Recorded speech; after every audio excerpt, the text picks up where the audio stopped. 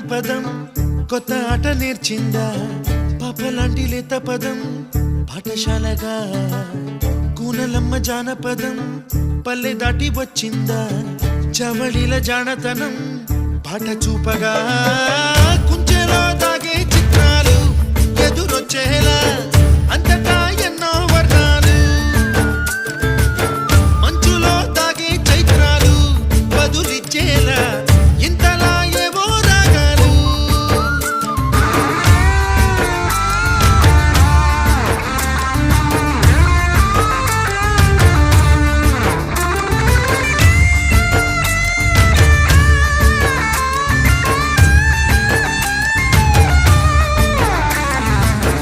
ఆకతాయి సందడిగా